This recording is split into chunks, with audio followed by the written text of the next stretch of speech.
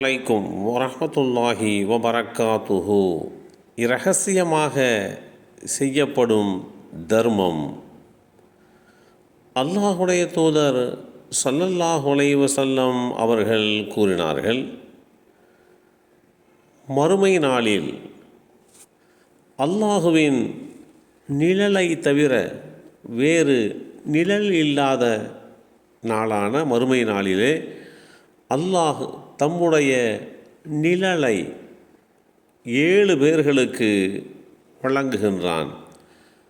அவர்களில் ஒருவர் தன்னுடைய வலக்கரம் செய்யும் தர்மத்தை இடக்கரம் அறியாதவாறு இரகசியமாக தர்மம் செய்பவர். இந்த செய்தி அபூ ஹுரைரா ரலியல்லாஹு அன்ஹு அவர்கள் மூலமாக அறிவிக்கப்பட்டு ஸஹீஹுல் புகாரியிலே 660 என்ற எண்ணிலே பதிவு செய்யப்பட்டிருக்கிறது. இரகசியமாக செய்கின்ற தர்மம் என்பது மற்றவர்கள் அறியாமல் நல்ல காரியங்களை நாம் செய்வதை குறிக்கும். ஒருவருக்கு உதவி செய்கின்ற போது அதை புகழுக்காக, பெருமைக்காக, பாராட்டுக்காக, பகட்டுக்காக அல்லாமல் அல்லாஹுவின் திருப்திக்காக இரகசியமாக செய்வதுதான் மறைமுக தர்மம். ஏழை ஒருவருக்கு யாரும் அறியாமல் பணம் கொடுத்தால்,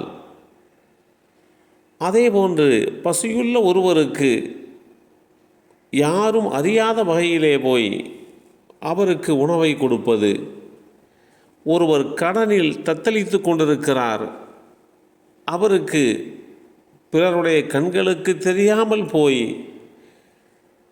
நாம் உதவி செய்தல், இப்படி இரகசியமாக உதவி செய்தல் இஸ்லாமிய மார்க்கத்திலே அதன் முக்கியத்துவம் அபரிமிதமான நன்மைகளை நமக்கு வழங்குகிறது. வலதுகை கொடுப்பதை இடதுகையை கூட அறியாத அளவுக்கு தர்மம் செய்கின்ற மனிதர் அல்லாஹுவின் அருளை எந்த அளவுக்கு பெற்றுக்கொள்வார் என்பதற்கு இந்த நபிமொழி ஒரு சான்றாக அமையப்பட்டிருக்கிறது. ஒரு மனிதனால் செய்யப்படுகின்ற தர்மம் என்பது தன்னை படைத்த இரட்சகனாகிய அல்லாஹுவின் திருப்தியை அடிப்படையாக கொண்டு இருக்க வேண்டுமே தவிர பிறர் மெச்சுவதற்காக வேண்டி அந்த தர்மம் இருந்துவிடக்கூடாது என்பதைத்தான் இஸ்லாம் வழிகாட்டி தருகிறது. முன்னொரு காலத்தில் ஒருவர் தான் தர்மம் செய்ய போகிறேன் என்று கூறிக்கொண்டு இரவில் தர்ம பொருளுடன் வெளியே வந்து தெரியாமல் அதை ஒரு திருடரிடத்திலே கொடுத்து விடுகிறார். காலையிலே மக்கள் பேசிக்கொள்கிறார்கள், இன்றிரவு திருடனுக்கு தர்மம் கொடுக்கப்பட்டுள்ளது என்று.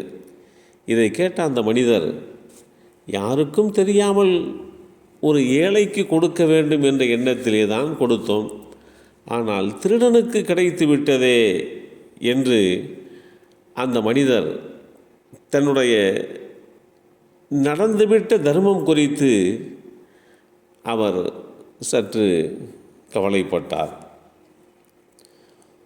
மறுநாள் அதேபோன்று தர்மம் செய்வதாக அவர் எண்ணிக்கொண்டு தர்ம பொருளோடு இரவில் வெளியிலே வந்து அதை ஒரு தவறான நடத்தை உள்ள பெண்ணிடத்திலே கொடுத்து விடுகிறார். மறுநாள் காலையிலே மக்கள் பேசிக்கொள்கிறார்கள், இன்றிரவுக்கு ஒரு நடத்தை கெட்டவளுக்கு தர்மம் கொடுக்கப்பட்டுள்ளது என்று பேசிக்கொள்கிறார்கள்.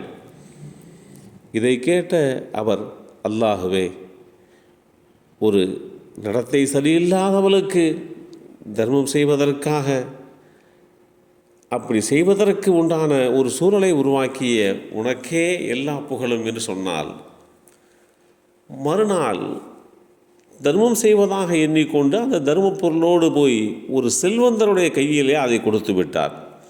தர்மம் என்பது ஏழைகளுக்கு கிடைக்க வேண்டியது. செல்வந்தருக்கு கிடைத்தால் அது எந்த அளவிற்கு நன்மையை பெற்றுத்தரப்போகிறது? என்ற ஒரு சூழ்நிலையிலே மறுநாள் காலையிலே மக்கள் பேசிக்கொள்கிறார்கள், ஒரு செல்வந்தருக்கு சதக்காவுடைய பணம் கொடுக்கப்பட்டது என்று.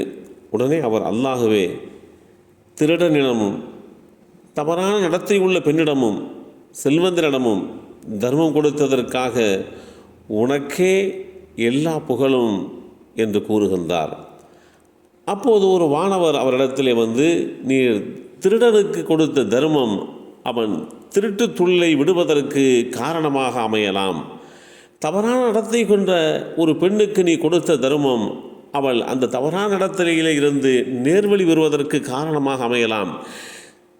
செல்வந்தருக்கு கொடுக்கப்பட்ட தர்மத்தின் மூலமாக அவர் படிப்பினை பெற்று அதன் மூலமாக தனக்கு அல்லாஹ் வழங்கியவற்றிலே இருந்து தானும் தர்மம் செய்யக்கூடும் என்று அவருக்கு ஆறுதல் கூறப்பட்ட அந்த செய்தி ஸஹீஹுல் புகாரியிலே 1421 என்ற எண்ணிலே பதிவு செய்யப்பட்டிருக்கிறது. ஆக நம்மால் கொடுக்கப்படுகின்ற அந்த தர்மம் இரகசியமான முறையிலே அமையப்பெறுகின்ற போது அது தவறான மனிதனிடத்திலே போனாலும் அந்த தர்மத்தினுடைய பிரதிபலன் பன்மடங்காக நமக்கு கிடைக்கிறது என்பதை புரிந்து கொள்ள முடிகின்றது. எல்லாம் வல்ல அல்லாஹு தாலா இரகசிய தர்மங்களை அதிகமாக செய்கின்ற நல்லோர்களாக நம்மையும் நம் சந்ததிகளையும் ஆக்கி வைப்பானாக. அஸ்ஸலாமு அலைக்கும் வரஹ்மத்துல்லாஹி வபரகாத்துஹு.